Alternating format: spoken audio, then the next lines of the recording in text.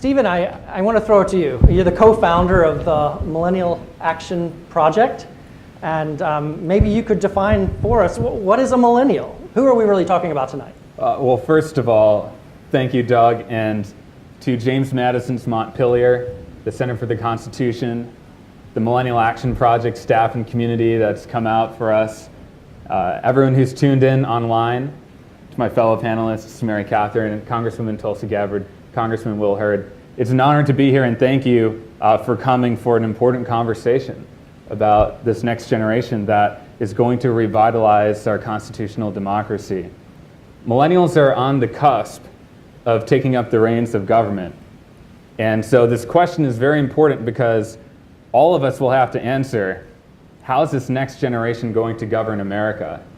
And most people tend to define millennials as those who were born around 1980 and later.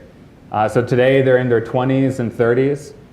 And what's so striking about this generation is that we are the most service-minded and civic-minded generation in America today.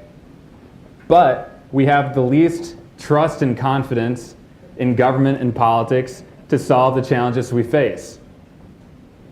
So we have our task in front of us to close this gap between disillusionment and our idealism. And that's something I hope we can work together on. The Millennial Action Project started a few years ago, and formally this is our second anniversary today. It was 2 years ago that we were standing in Congress and launched the Bipartisan Congressional Future Caucus. And the whole vision of this is to activate the millennial generation of policymakers to forge constructive cooperation on the challenges that we're going to face in the future. And it's my deep belief that one of the symptoms of partisanship is a short-term view on policymaking. If you think about all the challenges that our generation and your children's generation is going to face in the future, we're clearly not doing enough right now. So millennials are there to be a part of the solution. And one thing that I think would be very promising to a James Madison, who railed against, as he called it out in Federalist 10, the violence of faction.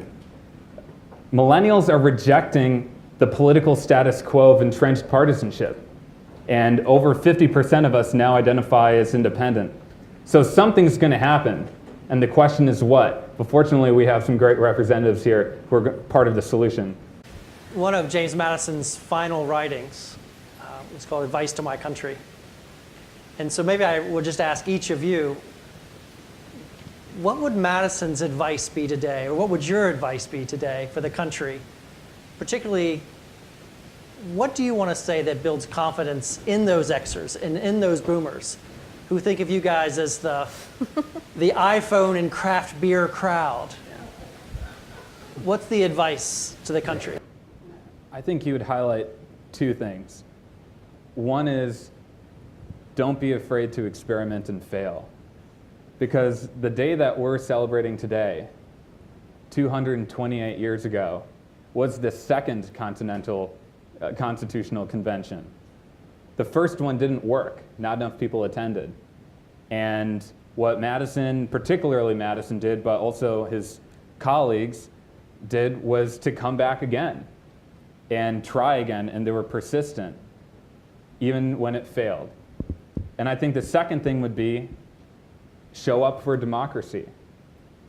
One thing he did was read a lot of books before going, and one reason why he was so influential, we call him the author and the architect of the Constitution, is because he was the only delegate to attend every single meeting at the Constitutional Convention. And what his example, I think, means for all of us is we shouldn't wait to show up in our democracy, because he was first elected to the Continental Congress when he was 29 years old. That would make him younger than anyone in Congress right now. And then he authored the Constitution by the time he was 36 years old. So for all of us, and everyone says, well, maybe he didn't live very long. He lived to be 85 years old. But he made his most important contributions when he was in his 20s and 30s. So that's why I say, I think James Madison was the millennial of the Founding Fathers.